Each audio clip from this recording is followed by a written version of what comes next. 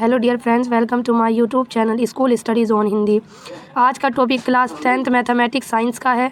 Topic का नाम है प्रकाश का अपवर्तन। जैसे मैंने आपको परावर्तन के बारे में पढ़ाया था, तो अगर आपने वो वीडियो देखी है तो आप अच्छे से समझ जाएंगे कि आपतित किरण, परावर्तित किरण, आपतन कोण, परावर्तन कोण और अभिलंब क्या होता है। और अगर आपको नहीं पता तो चलिए मैं इस वीडियो में भी आपको बता देती हूँ। तो जैसे आप प्रकाश का अपवर्तन पढ़ रहे हैं तो ये एक रिफ्रैक्शन होता है, जिसमें जब प्रकाश एक माध्यम से दूसरे माध्यम में जाता है तो उसकी दिशा बदल जाती है। जैसे कि आपने देखा होगा कि प्रकाश को अगर आप कांच से गुजारें तो उसका जो जाने की जो दिशा है वो थोड़ी अपने मार्ग से विचलित हो जाती है। इस घटना को ही प्रकाश का अपवर्तन कहते हैं, यानी कि प्रकाश किरण का मुड़ जाना या प्रकाश किरण का विचलित हो जाना या प्रकाश किरण की दिशा का बदल जाना ही रिफ्रैक्शन कहलाता है, लाइट ऑफ रिफ्रैक्शन कहलाता है। चलिए मैं आपको थोड़ा सा डायग्राम बनाकर दिखाती हूँ कि किस तरीके से रिफ्रैक्शन होता है। देखिए ये हमारा जो है, ये मान लीजिए कि एक अपवर्तक पृष्ठ है। आप इसे कोई भी नाम दे दें, एक्स और एक्स डैश आपने इसे मान लीजिए नाम दिया है। ये हमारा अभिलंब हुआ, ठीक है। यहाँ से कोई आपतित किरण आई तो आपतित किरण जानी ऐसे चाहिए थी, उसका मार्ग ऐसे था, लेकिन ये हमारा विरल माध्यम हुआ। ये हमारा माध्यम N1 है जो वायु है, और ये माध्यम हमारा N2 है। कैसा माध्यम है? N2 है, जो हमारा दूसरा माध्यम है। तो जानी ऐसे चाहिए थी, लेकिन ये अपने मार्ग से थोड़ी क्या हो जाती है, विचलित हो जाती है। अपने मार्ग से क्या हो जाती है, विचलित हो जाती है। तो प्रकाश किरण का अपने मार्ग से विचलित हो जाना ही प्रकाश का अपवर्तन कहलाता है। आप ऐसे अपनी भाषा में लिख सकते हैं कि जब प्रकाश किरण एक माध्यम से दूसरे माध्यम में जाती है तो वह अपने मार्ग से विचलित हो जाती है। इस घटना को ही प्रकाश का अपवर्तन कहते हैं। और सरल भाषा में अगर आप लिखना चाहें तो देखिए मैंने सरल भाषा में एक और डेफिनेशन आपको लिखकर दिखाई है। डेफिनेशन क्या कहती है? डेफिनेशन आपको बता रही है कि जब प्रकाश हवा से पानी या कांच में प्रवेश करता है तो उसकी गति बदल जाती है। गति बदलने के कारण प्रकाश मुड़ जाता है, और इसी प्रक्रिया को हम क्या कहते हैं? अपवर्तन कहते हैं। उदाहरण अगर आप देखना चाहें तो देखिए ये उदाहरण है। उदाहरण आपको दिखाई दे रहे हैं कि पानी में डाली गई पेंसिल टेढ़ी दिखाई देती है और पानी में रखा सिक्का ऊपर उठा हुआ लगता है। ये सब किसके कारण हो रहा है? ये सब कुछ प्रकाश के अपवर्तन के कारण होता है। और इसी अपवर्तन में स्नेल का नियम भी देखने को मिलता है। स्नेल का नियम क्या कहता है? स्नेल का नियम कहता है कि आपतन कोण अगर I है, अपवर्तन कोण R है और N1 N2 हमारे दो माध्यम हैं, तो आपतन कोण की जिया का मान यानी कि साइन I और अपवर्तन कोण की जिया यानी कि साइन R, दोनों का जो अनुपात होता है वो हमारा n के बराबर होता है। इस नियम को हम स्नेल का नियम कहते हैं। ये आपका मोस्ट इम्पोर्टेंट है, जो आपसे ऑब्जेक्टिव में पूछा जाता है कि स्नेल का नियम लिखिए, तो आपको लिखना होगा कि साइन I बटे साइन R बराबर होता है आपका n, ठीक है, जो दो माध्यमों का अनुपात होता है।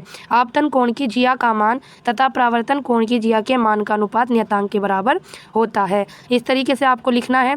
अब ये कुछ इंपॉर्टेंट बातें हैं जो मैंने लास्ट में लिखी हुई हैं, आपसे ऑब्जेक्टिव में पूछी जाती हैं। वो क्या है?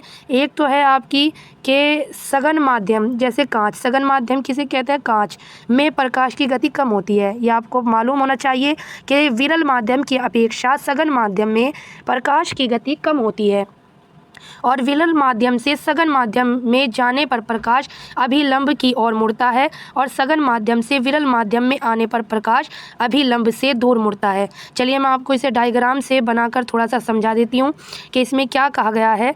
इसमें आपको बताया गया है, मान लीजिए आपका अभिलंब है, ये आपके दो माध्यम है, ये आपका सघन माध्यम है N1 और ये आपका विरल माध्यम है N2।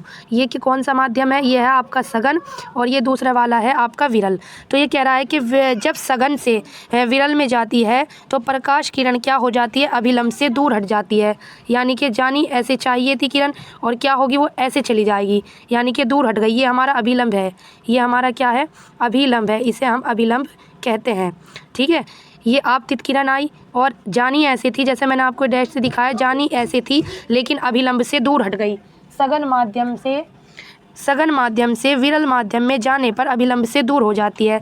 लेकिन अगर यही हम माध्यम बदल दें, कैसे बदल दें? कि ये जो हमारा सघन माध्यम था, ये यहाँ पर ले लें हम विरल माध्यम। कैसा माध्यम? यहाँ पर ले लिया हमने विरल माध्यम, और यहाँ पर ले लिया हमने सघन माध्यम लिया, और यहाँ से किरण आई और जानी ऐसे थी, लेकिन क्या होगी? वो अभिलंब की ओर मुड़ जाएगी, ऐसे आएगी। देखिए वो दूर हटी थी, वो इस साइड आई थी यहाँ पर, और ये इस साइड आई, तो ये अभिलंब की ओर मुड़ गई। जब विरल विरल माध्यम से सघन माध्यम में जाती है तो अभिलंब की ओर मुड़ जाती है, और जब सघन माध्यम से विरल में जाती है तो अभिलंब से दूर हट जाती है। यह क्वेश्चन आपके ऑब्जेक्टिव में पूछे जाते हैं। तो ये आपके जो टॉपिक दिए गए हैं ये आपके लिए मोस्ट इंपॉर्टेंट है। ये आपसे वेरी शॉर्ट क्वेश्चन में भी पूछ लिए जाएंगे और आपसे ये क्वेश्चन वो ऑब्जेक्टिव में भी पूछ लेगा।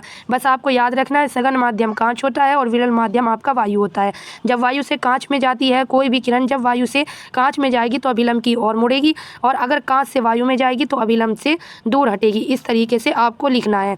और रही बात प्रकाश के अपवर्तन की, तो उसका डायग्राम बनाकर आप उसे अपने शब्दों में लिख सकते हैं। बस आपको ऐसे ही लिखना है कि दो माध्यम है, प्रकाश किरण आपतित होती है तो वो अपने मार्ग से विचलित हो जाती है। इस घटना को हम क्या कहते हैं? प्रकाश का अपवर्तन कहते हैं।